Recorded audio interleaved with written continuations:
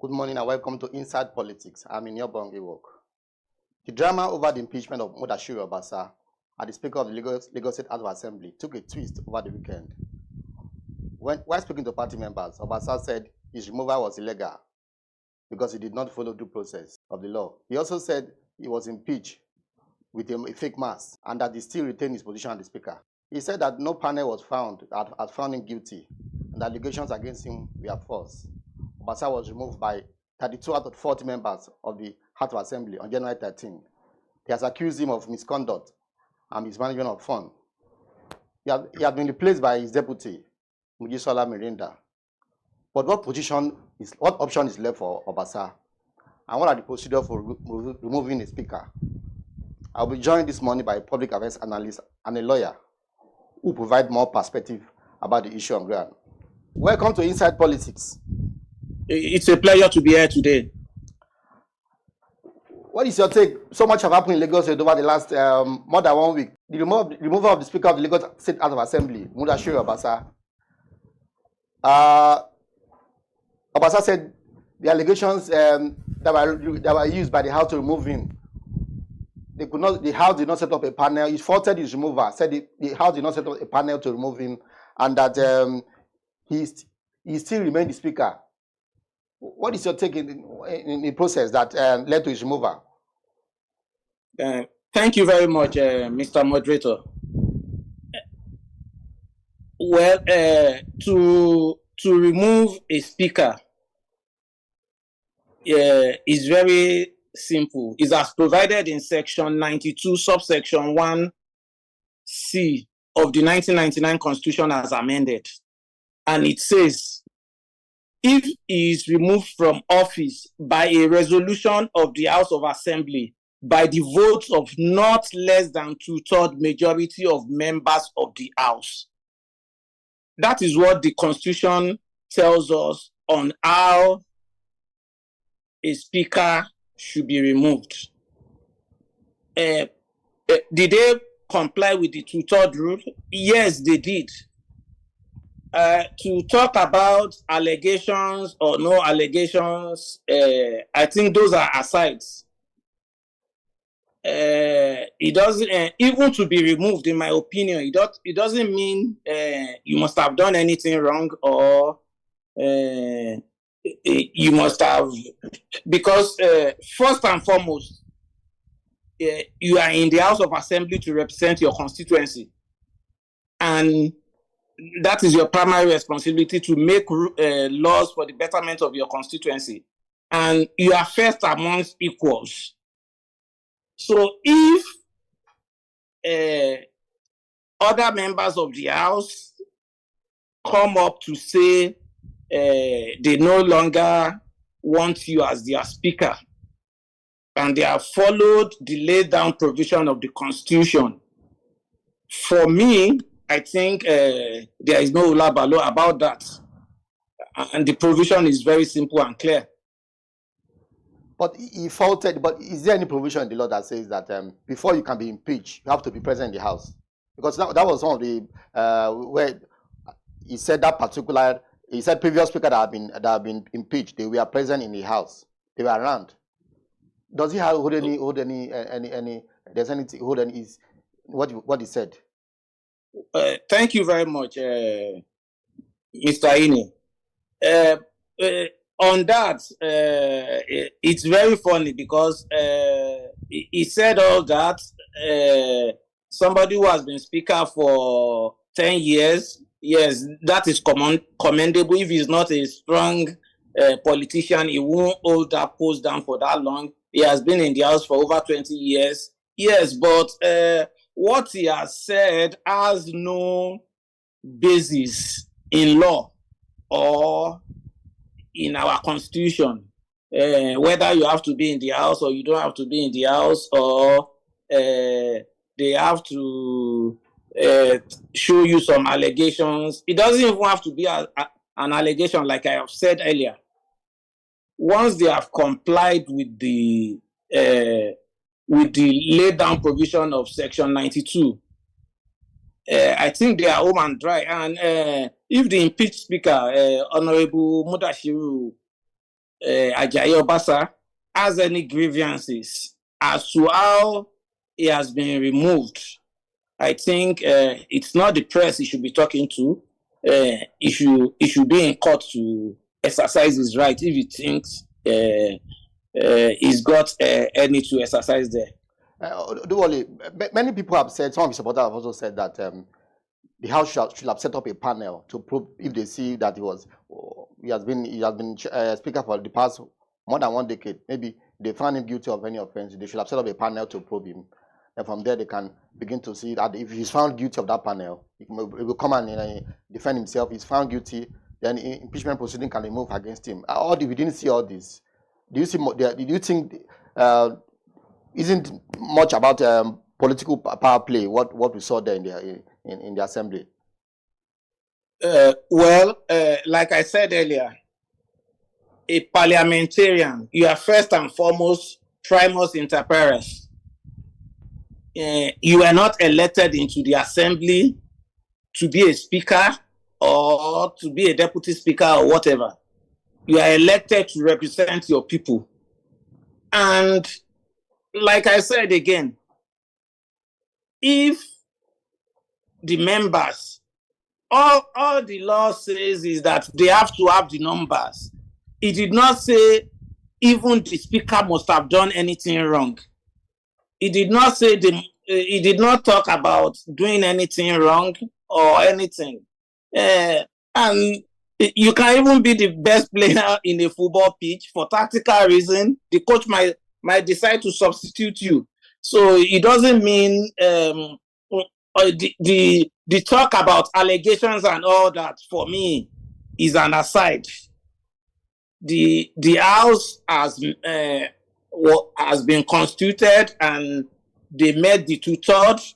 They made the resolution that they no longer want Honorable Mudashiru Obasa as their speaker. Ajibola Oduwole. So what option is left for Obasa now? For me, I think Obasa has done his best as the Speaker of the Lagos State House of Assembly.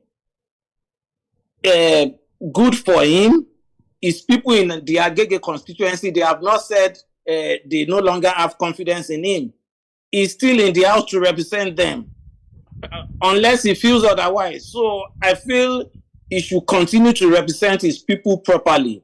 And of course, like I mentioned earlier, if he feels strongly aggrieved that he has been outdone by, he's a lawyer, and I'm sure he knows what to do.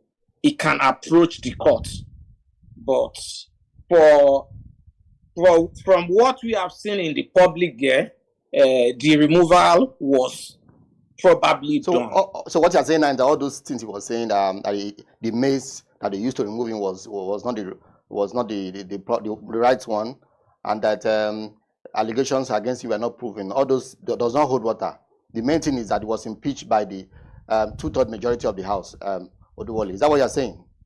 Very well, Mr. Ini. A maze is just a symbol of authority.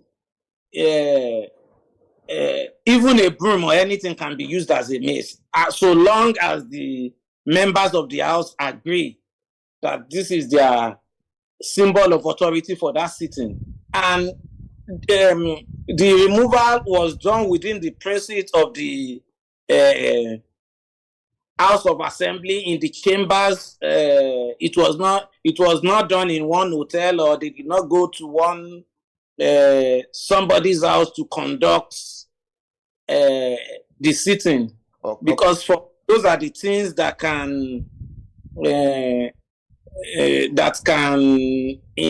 impair the sitting. But for me, it was properly done. It was maze. The issue of maze or no maze is just a symbol of authority, and I think the removal of okay, Oduwole, for time's sake, what is your reaction? A lot of people have said what you see across the country is that House of Assembly have become the puppet of the executive. A lot of them they seem not to, they can't stamp their feet to say this is what we want. They are controlled by the executive. all across the country, maybe one or two houses seem to have that independence. What is the implication for our democracy and for good governance and accountability when House of Assembly cannot stand their feet? What is your reaction to that? You might not be too far off from the truth, because House of Assembly should not be a puppet to the executive, because they are elected to make laws for the good governance of the state and their people, and that does not mean the House of Assembly should be at constant loggerheads with the executive, but they should be able to disagree when they disagree, and they should be able to reach a compromise when they reach a compromise. They should not just be pocketed by the chief executive of the state.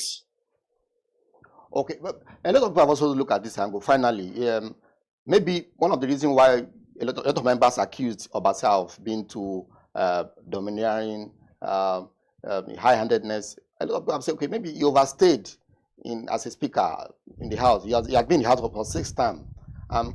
So of course, we know that in the legislature you can go as many times as you want to the House. But people said maybe he was so powerful because he overstayed as speaker. He was stayed too long as a speaker.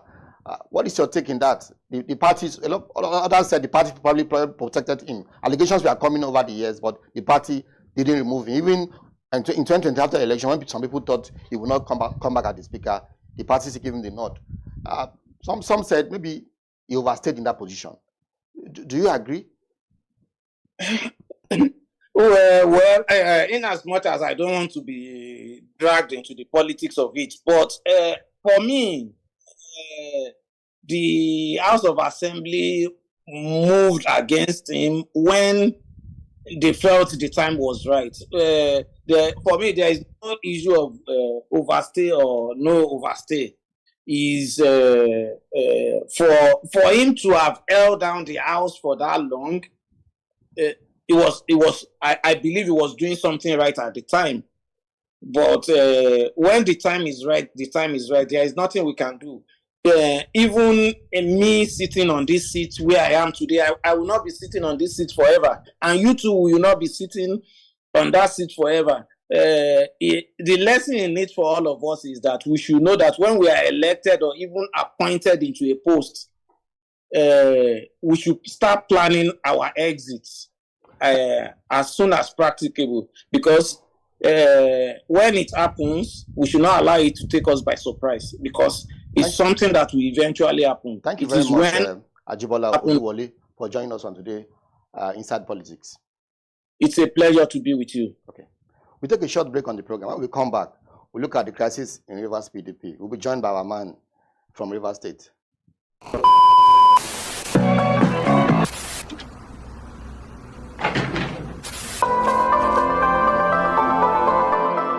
This is the Business Day Television broadcast. Yes, welcome to Inside Politics. We should supposed to have our man join us live from Port Harcourt to look at the crisis in River PDP, where a federal high court last week nullified the Congress held by the VK camp. There was a Congress in July, August last year, electing ward, local government, and state ESCO. That ESCO was backed by the national leadership of the party. The Fubara-led camp also had theirs, but the national leadership of the party actually backed the River State, the Congress held by Wike camp, which was nullified by the Federal High Court. But now there's a new ESCO in place in River State, backed by the Fubara government. The camp headed by Robbie Sinewu set up a caretaker committee. They are in charge of Rivers PDP now, but the Wike camp have kicked against that. They said they will not accept that. They're challenging that at the Supreme Court. So much is happening in Rivers PDP. Members are saying they don't want Fubara. Some are saying they want Wike. So all this is headed towards 2027. Unfortunately, the network, our man could not join us due to the challenges with the network. But I can promise you that we'll discuss this issue next week on the program. Thank you very much for being a part of the program. My name is Senior Bong. You're welcome.